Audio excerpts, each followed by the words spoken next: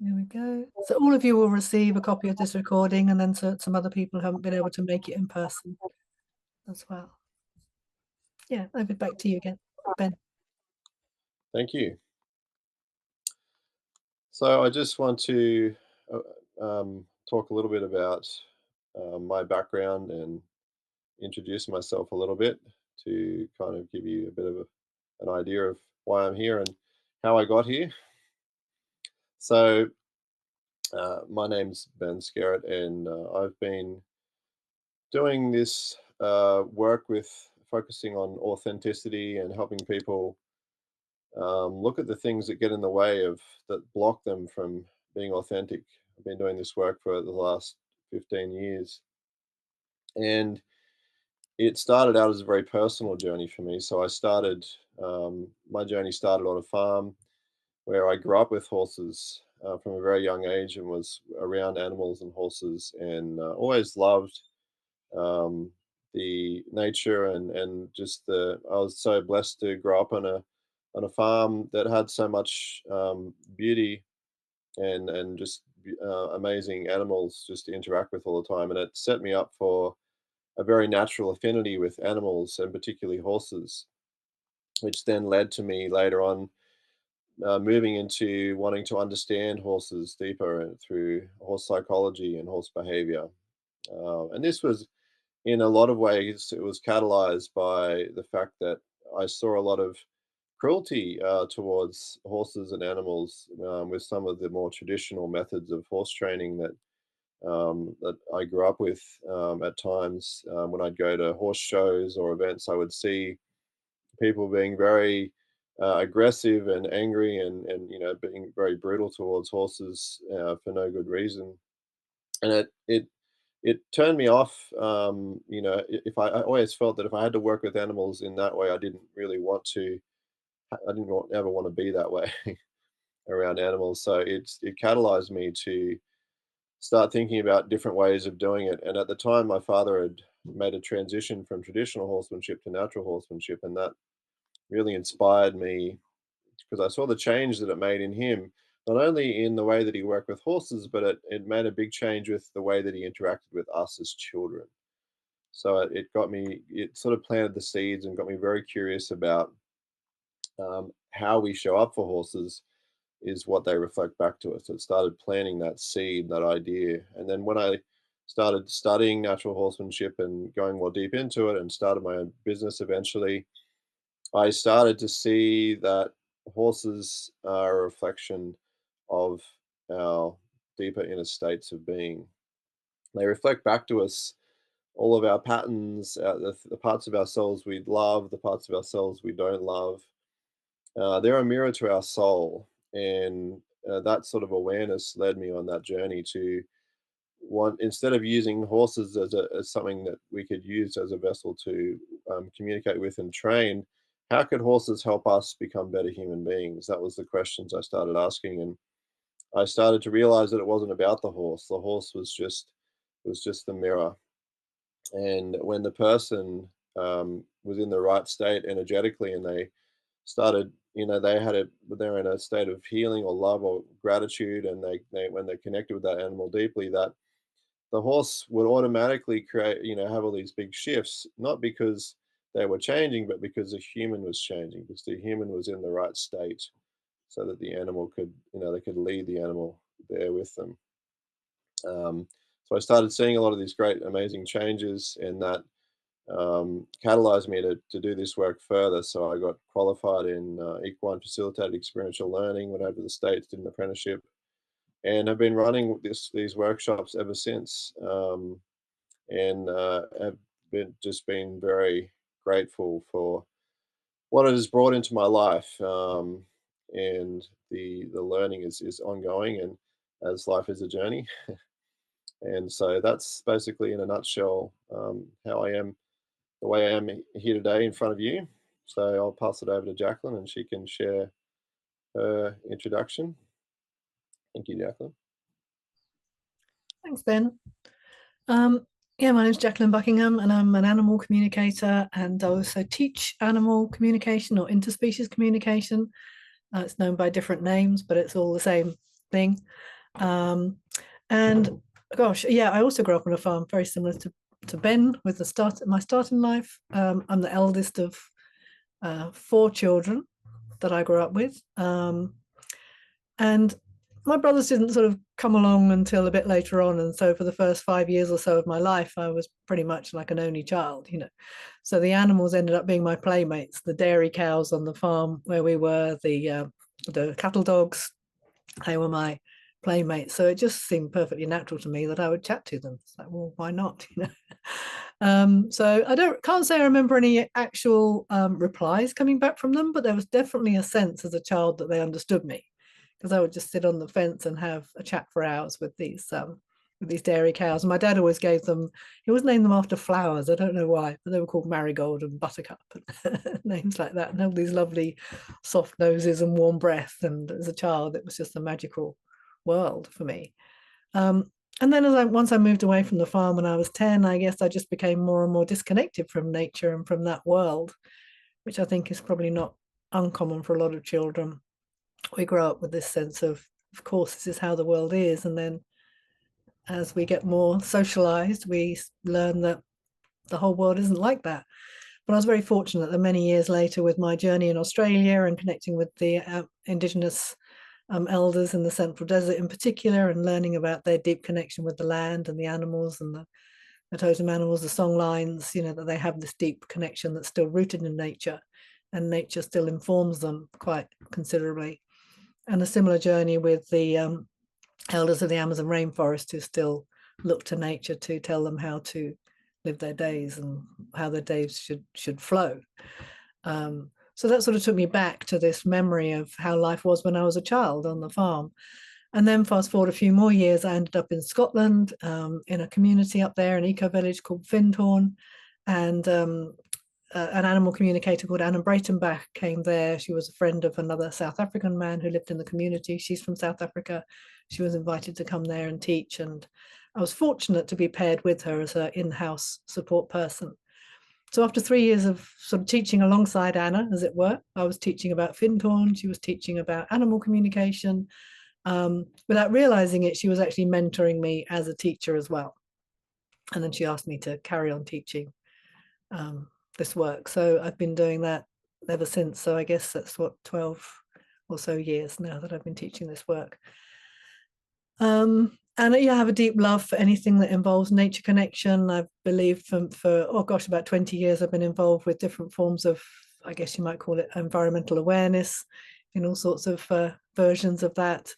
And I firmly believe that the more we reconnect with nature and the natural world, the more we remember how much we love it and how much we care deeply for it, and then we'll want to protect it and take care of it and stop exploiting it. So that's kind of feels like part of my journey in life, is to bring people back into that deeper connection with the natural world. And animal communication, interspecies communication, is one of the most amazing ways of doing that. When we see the response from the others, from the animals, and even from the plants that we connect with, you know, it really is a truly magical and I think humbling thing. So yeah, so back to you, Ben. Can you tell us a bit about what we're going to be exploring for this webinar? Thanks, Jacqueline. Thanks for that introduction. It's always a blessing and beautiful to hear um, how different journeys lead to similar paths. And yeah, it's lovely to hear that. So thank you. So today we're going to be focusing on authentic communication and practices for authentic communication. So I've got an activity that we're going to do in a minute. We'll break up into pairs. I think Jacqueline knows how to do this. I'm not sure if I know how to do it with technology, but Jacqueline seems to be pretty confident. So we'll do that in a minute. But I wanted to just take us through some of the premises of authentic communication so that we have an understanding of the principles of authentic communication. Authentic communication, I feel, with any relationship, whether it be human and animal relationships or animal and human relationships, is very, very important. And I would argue to say that in the absence of authentic communication, that a lot of relationships deteriorate and they decay and they fall apart. Essentially, because when we can't be seen and held and presenced by the other person for who we truly are, and when we don't, if we don't feel safe to be that person and express who are on the deeper level to that person, then there really is a lot of barriers that will come up in the relationship and block, or essentially block that authentic communication. And essentially, we're not being authentic in that moment, and so we lack, the fundamental building blocks of relationships, which to me are love, connection, and the intimacy that comes from that loving presence that we experience, which is reciprocal. When we're both equally committed in a relationship to being authentic. And so there are some principles that I've found in authentic communication, some practices you can engage in. And there's skills, I guess you could say, that we could develop to become more powerfully present and authentic in our communication in relationships. And so often when we're in relationships and we're communicating with people, we aren't listening to understand, we're listening to reply. And oftentimes that listening to reply comes with a need for us to be right. And so when we need to be right, and we're in defense mode and we're trying to defend our point of view, there is no communication. We basically put a wall up to say that I'm not receptive to the information you're going to give me because it's pushing my buttons right now.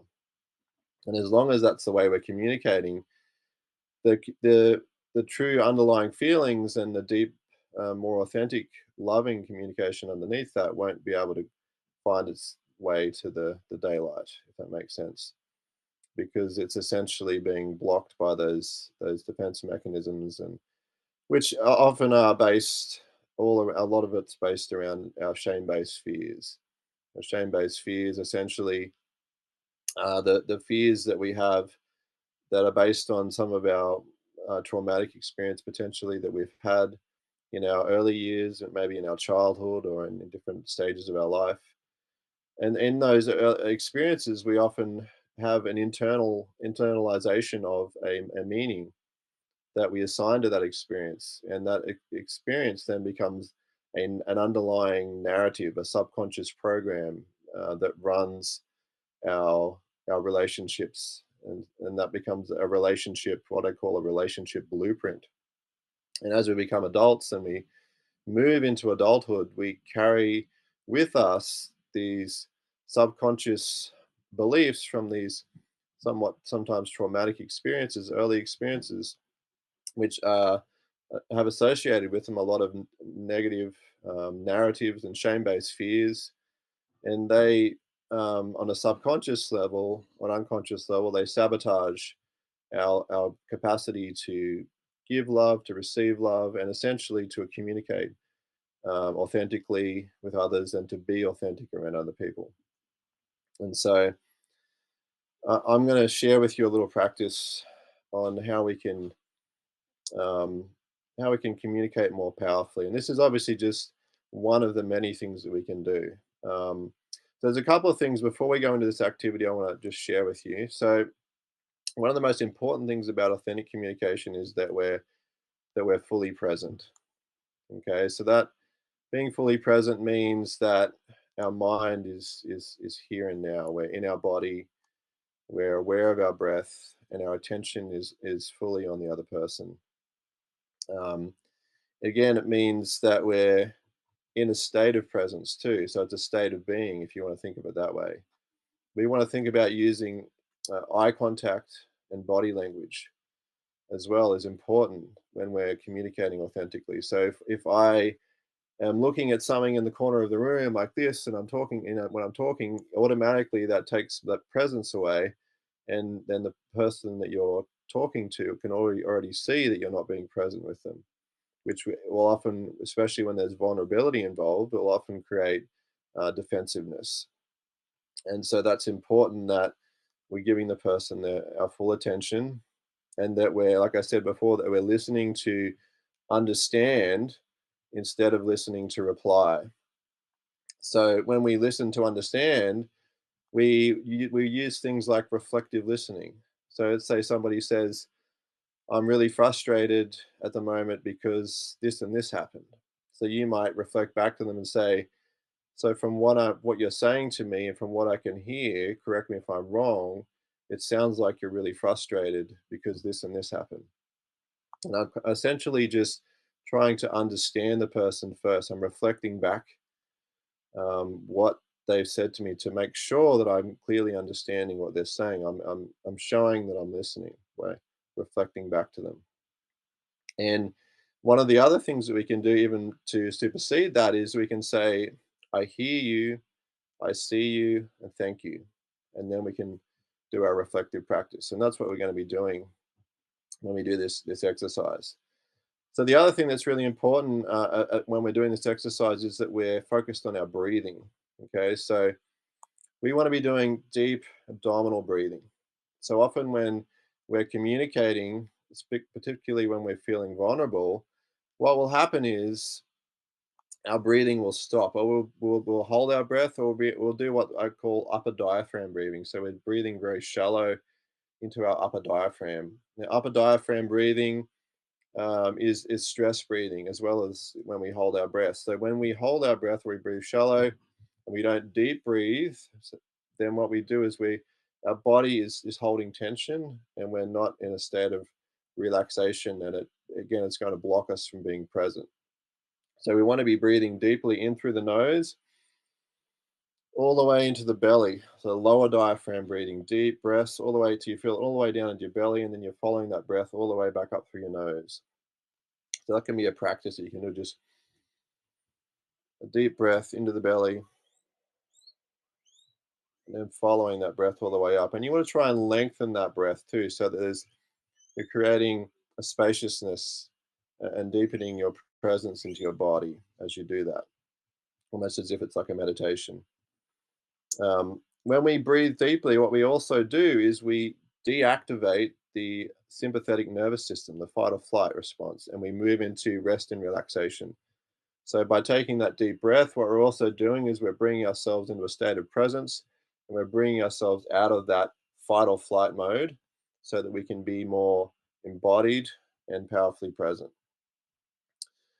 The other thing that is really important to to be conscious of when we're communicating authentically is vulnerability. Vulnerability is probably a very important pretense to authentic communication. If we don't feel like we can express our truth and have that, and it's not a safe place to do that, then we're going to be defensive, and it's not going to feel it's not going to be a nice space for us to do that. So having being able to create space for and hold space for vulnerability is really, really important. Um, and this basically means that we have to become conscious of and own our shame-based fears. We have to be aware of them. Our shame-based fears and our beliefs and stories that are around those shame-based fears need to be conscious. So we need to be aware of them, so that they don't run the narrative, and they don't run they don't hijack the communication that we're trying to do. If that makes sense. So if we own those narratives, then they don't have power over us, because we're in a state of vulnerability, and we're taking ownership instead of being in denial and blaming and shaming. Does that make sense?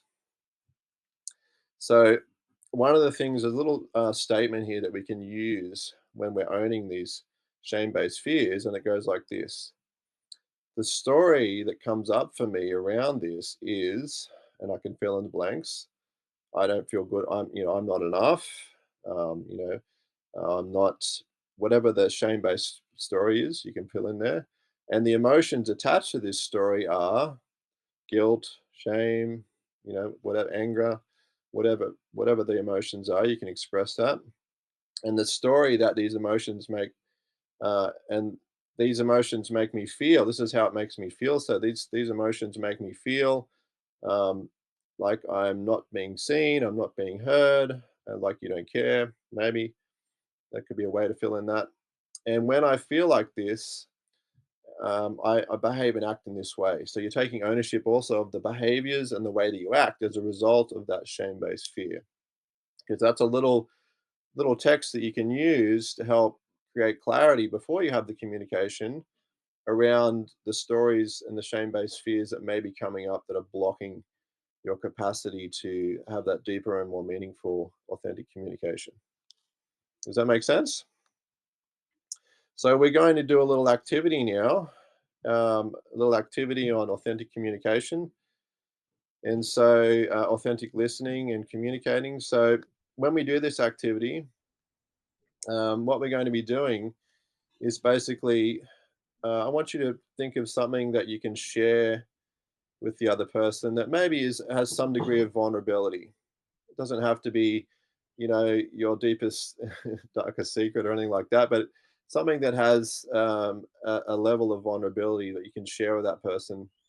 Um, and when you share with that person, what I want the other person to do is to reflect back to you with those words: "I hear you, I see you, thank you." And then from Ben, what you're saying, yep, could you put those words into the chat room? I think it might be helpful for people to be reminded sure, from there. yep, Yeah, absolutely. Let me see if I can bring this chat up. thank you. There we go. And while you're putting that in there, I just wanted to say, when you're listening to the other, it's really this heart-based listening. That's what we're encouraging you to do. So when the other person is speaking, just really receiving everything they're saying. There's no need to respond at this point. You're just going to let them say whatever they need to say. You'll have a couple of minutes each. And so you're practicing this heart-based listening. So it's coming from the perspective of you don't need to agree or disagree. There's no need to get into a conversation. It's just receiving whatever that person's truth is. Whatever their experience is, this is their experience, it's their truth. And we're coming from that place of offering space for another person to speak their truth without interruption. But just be mindful of the time. You got a couple of minutes each, so don't go into a long narrative about it. It's like keep it fairly succinct.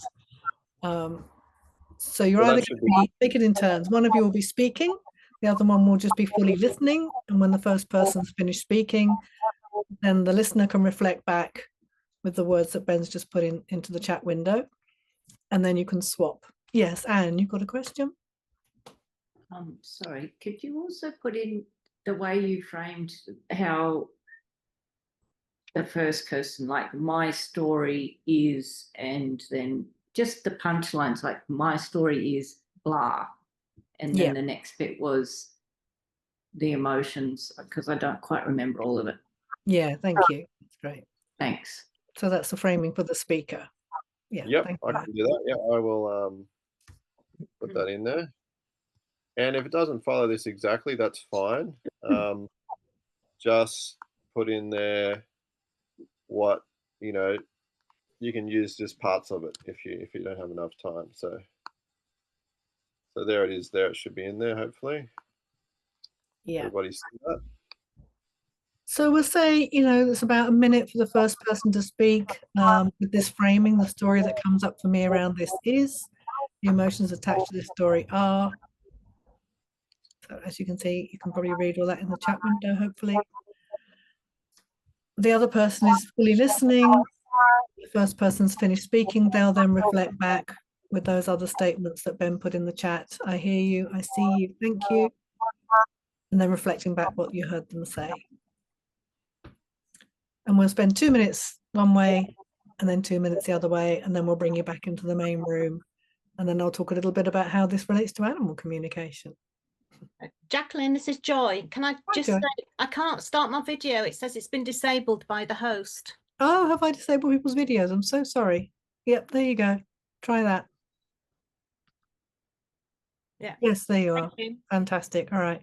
And Emma and Miriam, I'm not sure if you're there and able to join in, but I've put you into breakout rooms anyway. Oh yes, there, Emma, there you are. Lovely.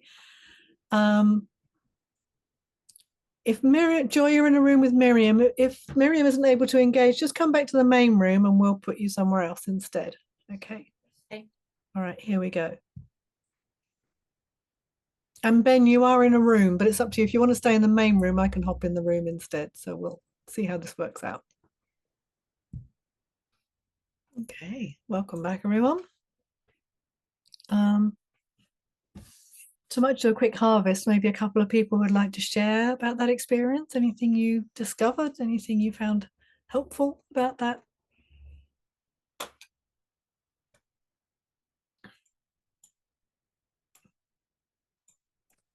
I'll share something, Jacqueline. Thanks, Emma.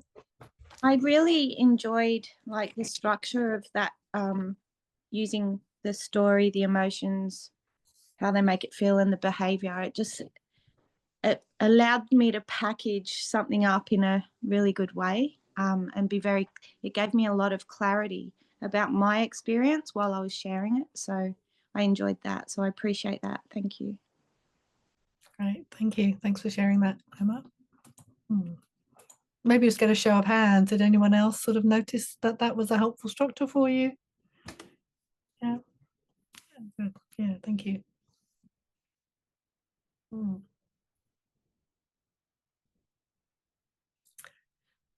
Okay, so I'm going to move on to talk about animal communication and how. Oh yeah, Ellie, sorry. Oh, do you want to share something? sorry. No, that's fine. We didn't quite finish, so I'm just, yeah. I was just getting some terrific feedback from Emma, and I didn't hear it all. I wasn't able to hear it all, but Oh, anyway, okay. that's okay. Well, maybe at the end of the webinar, you guys can have a little moment in a breakout room and finish if you've both got time in your schedule for that. Yeah, yeah. So yeah, a minute goes by really fast, isn't it? A minute each. That was a minute each, or it was 2 minutes, you know, to share and listen and then flip over. It goes fast, isn't it? Yeah, so how all this relates to animal communication or interspecies communication is, you know, animals, as Ben said, horses are a great example. Animals, we can't kid animals about how we are really feeling. So, you know, the words that come out of our mouths are one thing, but what they really pick up on is how we're actually feeling. And it's not always that obvious to the extent to which this can affect our animals, the animals in our lives, the way we communicate with them, the way they hear us too. So a starting point for this is another way of doing the exercise that we just did just now, which is kind of listening from the heart, or another term is unconditional positive regard. And that's a really helpful place to start when it comes to communicating with animals, is to come to the conversation with unconditional positive regard. Like, this is another little being with this whole world experience, no lesser or greater than us, but exactly on the same level as us. And if we come at the conversation and the interaction with them from that level, that's already a fantastic starting point. One of the grandmothers of animal communication is a woman called Penelope Smith. She's an American animal communicator. She is considered to be the kind of wisdom keeper, if you like, of modern day animal communication. And she trained most people, or most people can track their teaching lineage back to Penelope at some point. And what she says as a starting point to have successful conversations with animals is to treat them with respect. And I know I'm preaching to the choir here, because everybody here, I'm sure, has great respect for animals. But that respect comes in, we can show it in a number of different ways. And the way we relate to them as these equal beings with our own needs and wishes and desires, then the more successful we're going to be with our communication outcomes. Unfortunately, as Ben said, you know, in the horse world, horses have been really quite badly treated over many, many years. I think because they're big animals, people tend to approach them as therefore strong animals. Yes, they're physically strong, but emotionally they're incredibly sensitive. So unfortunately, that kind of out of balance, if you like, their physicality compared to their emotionality are two very different things. And when we approach them just from their physical form, it's a very different way of relating to them than their emotional form. So it has been the case that horses have been, you know, pushed and forced and into, You know, we used to talk about breaking them in and breaking their spirit. You know, that was how we sort of got them to do the things we wanted them to do. And of course, we've got a very different approach, most people now, to horsemanship, this natural horsemanship of working with rather than dominance over. But I do think sometimes, you know, with animals in our lives, and again, I'm not talking about the people here, but we've probably seen this where people will get an animal and it kind of has to fit into their life in some way. You know, it's like another little accessory in their life, and it needs to kind of fit into that life. And of course, that animal has its own experience of the world and its own needs and wishes. So authentic communication is really, really important when we start from that point of view of, you know, what does this being want? And again, we can ask them to do things. We can say, you know, could you stop scratching my sofa? Could you stop barking when someone comes to the front door? Could you do this? Could you do that? And they may say yes, especially if we can explain to them the reasons that we would like them to do that. And they may give it some thought and say, well, no, actually, I'm not going to stop doing those things because I really like doing them. And that's, you know, they're perfectly within their rights to decide to do that. Can be frustrating for us, but maybe we need to come up with some other ways to protect our furniture or deal with the postman when they come to the door. But yeah, they have that right. They have that right to choose for themselves, self-determination. So yeah, and when we're wanting to communicate with them about things that are happening in our home, things that are going to happen in our home, they're picking up on everything that's going on all the time. So when we're feeling anxious and worried, they can be picking up on that anxiety and worry. If we're feeling very stressed after a long day at work, they might give us a bit of a wide berth because they can pick up on that as soon as we walk in the door. And you know, if we're feeling sad, equally, they'll come to us and offer us support and consolation. So they're just really, we haven't spoken any words, but they're just tuning into those feelings all the time. So that's the essence of authentic communication within the world of animal or interspecies communication. We can't kid them. We can't pretend that we're feeling any different than we are feeling. We can try, but we can't fool them.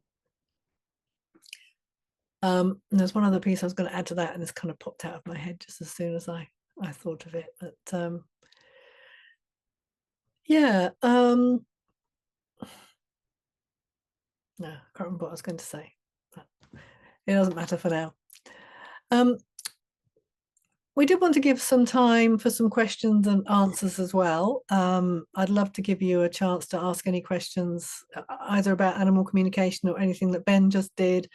And we would also like to talk about the retreat that's coming up for those of you who are in Australia and considering coming to the retreat. I think there's a couple of you who have already booked onto it, so it's lovely to see you here already. And you may also have questions about what's going to be happening during our time together there at the end of October. So yeah, if you've got any questions, maybe just, you know, raise your physical hand or your virtual hand, or just unmute yourself and jump right in. Yes, Peter. I have a quick one about confidence. Mm-hmm. Especially now, just very, very recently, I've sort of realized that I have a neurodivergent sort of wiring, that I'm a bit ADHD on the spectrum sort of thing. I guess we all are. But concentration and focus are hard. I do practice meditation. I do try and keep my mind empty, and so, well, or at least I watch my thoughts rather than listening, rather than, you know, engage.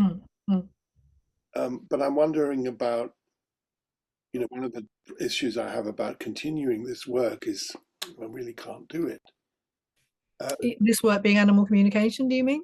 Yeah, I mean the whole actually you know that I mean, because I had the privilege of spending a workshop with you in England.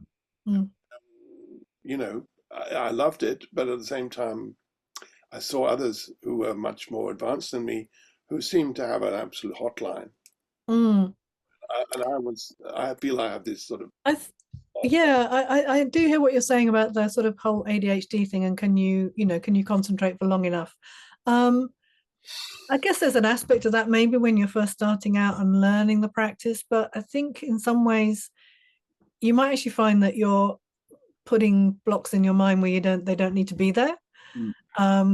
Because certainly with, you talk about being on the spectrum, you know, autistic people, I don't know if anybody's ever heard of Temple Grandin, you know, who is an autistic woman, and she was raised by her mother in an unusual way. So she was given a lot more sort of learning and support than many autistic people have.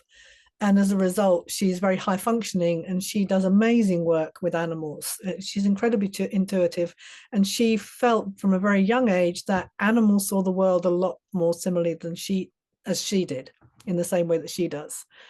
So she felt this great kinship with animals. Her experience was mainly around farm animals, you know, cattle, and also horses to some extent. So yes, I mean, I do understand ADHD is a bit different. It's more about focus than it is, you know, about that autistic sort of feeling relationship. But focus maybe doesn't need to be focusing quite the same way that you're thinking of it. It's not so much a kind of concentrated, I've got to really put my mind into this focus. It's more about a felt sense. So if you can let go of the like mental focus and drop into the feeling space, you might find you've got more opportunity to connect and pick things up. Thank you, Jacqueline.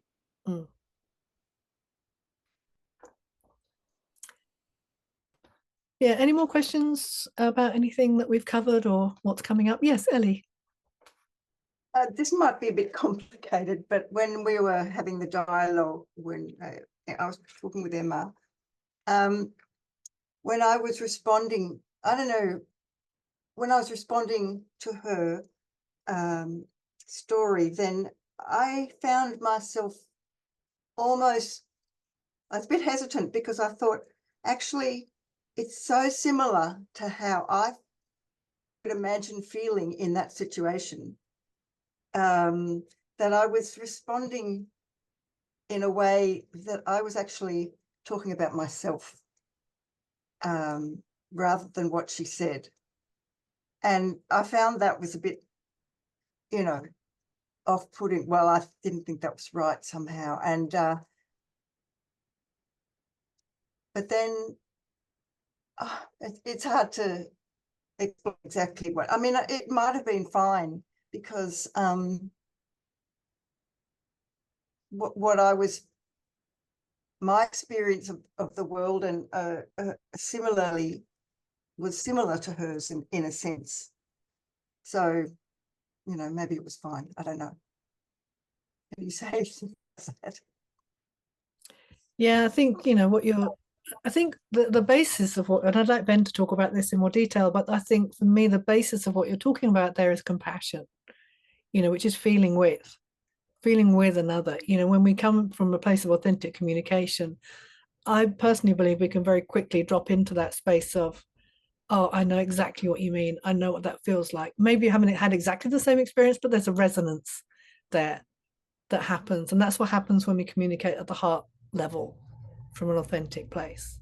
But yeah, I'll let Ben speak to it some more. And then Emma, you do have your hand up, so you might have something to offer as well.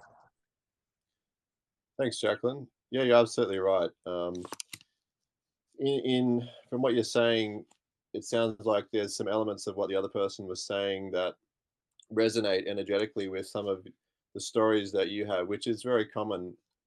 If you look at, if I look at all the different shame stories that I've had, and if I look at a lot of the shame stories that I see come up for a lot of the clients that I work with, there's a lot of overlapping shame stories that are very similar. And one of the core, probably one of the most core common ones is the I'm not enough.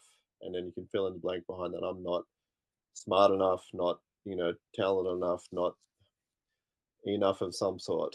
And there's a lot of different variations of that. And so if that story informs you to help you have empathy for the other person and to resonate and to understand, to really hear them, then that's fantastic. You know, that's going to be helpful in that authentic communication. But if you feel like it takes you out of presence because it triggers you emotionally, or and you go back to being to a point of where it's really emotionally triggering, like you're in fight or flight because of it, then there may be some more processes and healing work that we need to, you know, utilize that for, to go deeper, to work on that as well, because it may have be a signal of, sometimes when we do this work, it can also, if we have similar triggers, it can bring up stuff that maybe wasn't quite as conscious as we thought, and that can surface to be these past memories of things that we weren't completely aware of, which can be an overwhelming experience, because we can almost go, it's almost like a regressing back to that experience when it happened, and our physiology goes back into that state. And in that state, it is very hard for us to hold space for someone else, because we're essentially, our nervous system is in heightened into fight or flight. And if that's the case, then spending more time reflecting and doing some more healing work on that trigger or that issue, that story, is probably what I would recommend, as far as a healing practice, to then be able to have a sense of being able to release that story and not have so much of a hold on you, so that you can engage with it without it taking control of your physiology, if that makes sense.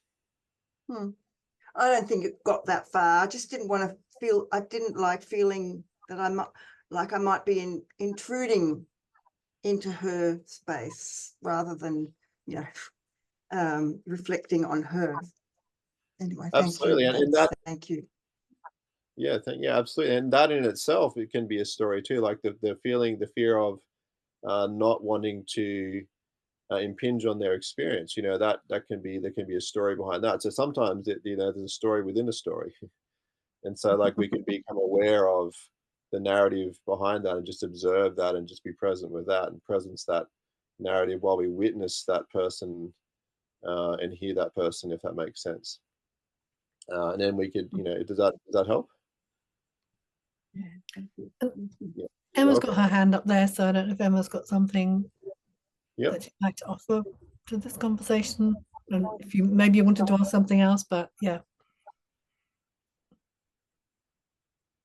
Oh, Yeah, my you're muted. Fred. Yeah, I have my own question that's separate to that, but I think in that situation with Ellie, we can have three streams of consciousness. So it's what we're listening to.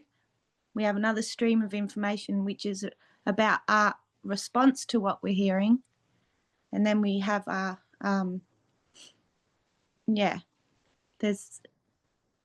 that's going to happen, isn't it? And it's okay. But being grounded and all of that and listening, and I think she did a great job. So Absolutely. I guessed that she was feeling that, so she did well with me. My question though is around. So what I'm hearing is unconditional positive regard and respect. So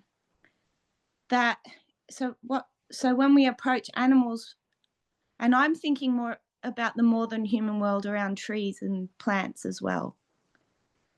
Do you find that the trees, for example, are more responsive to us when we approach them to communicate in that way as well? Because when you go into a forest, it's very regulating and grounding anyway. So I tend to become more present and grounded and heart-based just being in the presence of trees.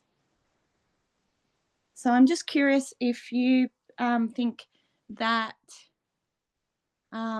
trees are more responsive to us, Jacqueline. I did training in Findhorn with you, I think back in 2018. Yeah. Gone on to do some more somatic ecotherapy training and things like that. So I'm just curious. So I just want to get clear about your question. So you said, are trees more responsive? Do you mean when we're in a particular state, or are they more responsive than something else? I wasn't clear on the way that animals are when we approach them with respect or unconditional positive gut and heart-based. In heart communication, they're more responsive to us as well.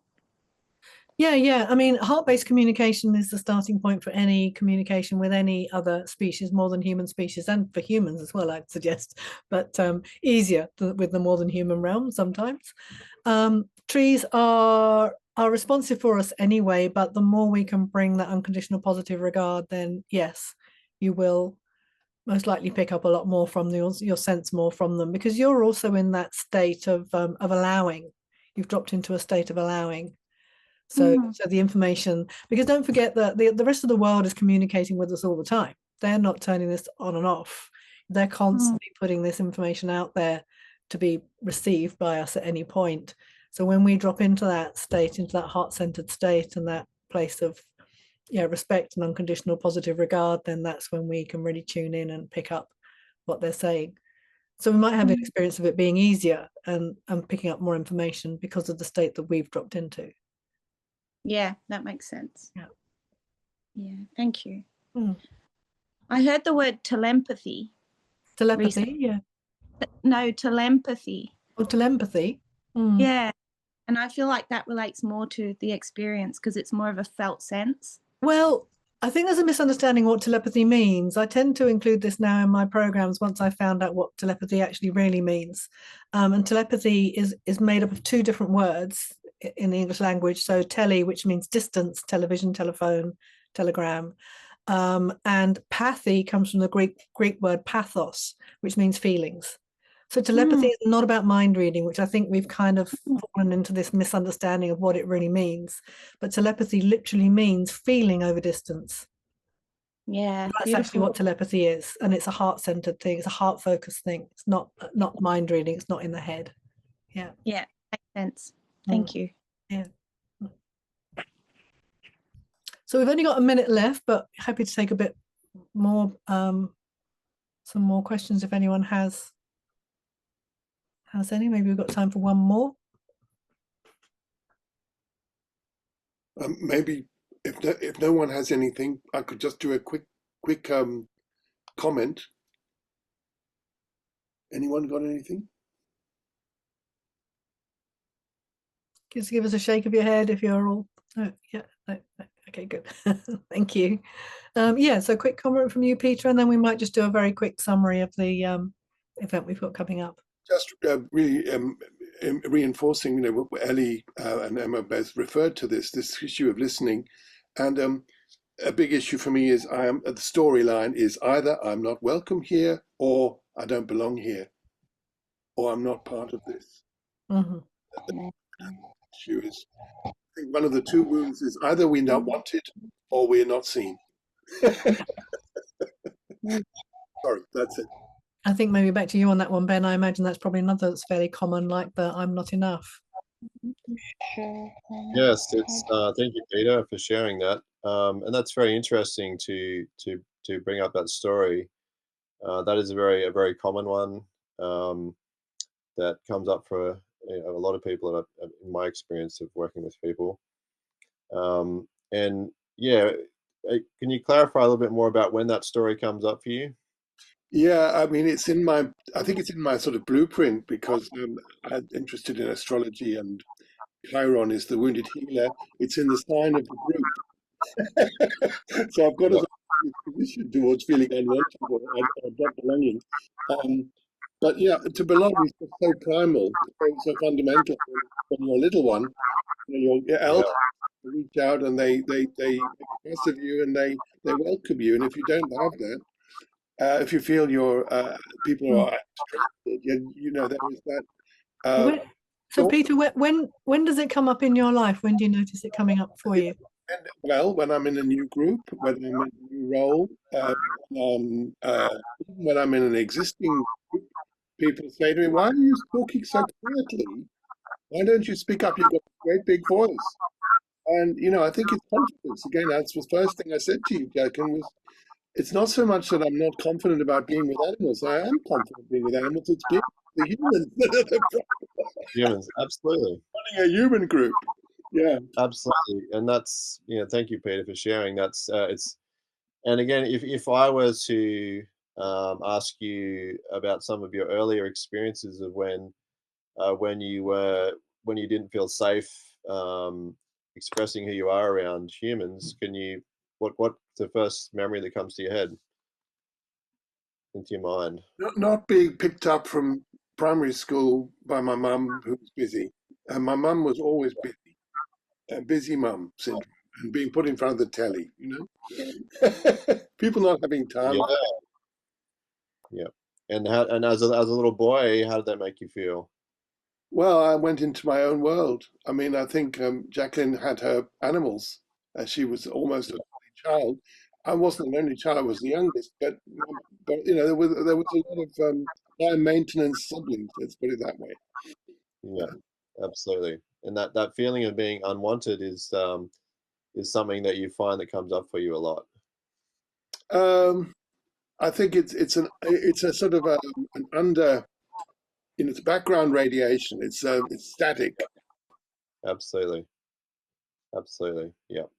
Yeah, and then like exploring that story and that narrative and why it came to be is where you're going to find the answers around being able to let go of that story and step into your power. That's going to be the key there. Having compassion and love for that little boy that felt like he wasn't wanted, and having space for him and giving him the love that he needs. So asking that little boy, what does he need to feel wanted and to feel loved, and letting him know that he is loved and wanted right now, and presencing that with him, that little boy, is be a beautiful process to do. How does that sound? Yeah. Thank you very much, both of you, all of you. Oh, you're welcome, Peter. Thank you for sharing. It's been beautiful to witness that with you. Thank you. Thanks, everyone. Yeah, sorry, I wasn't rushing you all off. I meant to message Ben to say we should wind up, not that everybody else we should wind up. So that was a bit of a whoopsie on my part. But yeah, thank you all so much for being here. I will just paste in the chat room the details of the course if anybody's interested in checking out about that. Yeah, and Ben, maybe just I'll pass back to you while I just find the link and do that now. Done speaking. Did anyone have any questions Hello, about Ben? Yeah, could you just wind up and tell people about the retreat while I find the link? Yep, absolutely. Thank you. So retreats, we're running it from the 26th of October.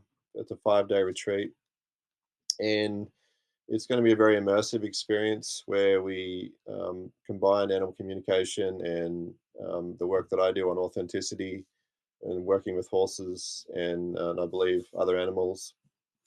And you really get a chance over the 5 days to dive deeper into the work that we do, and really fully immerse yourself in it, which I think there's a power to doing that, because you're living and breathing it every day.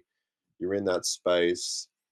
You're waking up with it. You're going to bed with it, and you're essentially out of the normal environment you would be in which is often what is going to bring us back into those normal patterns and habits sometimes that we try so hard to break free from.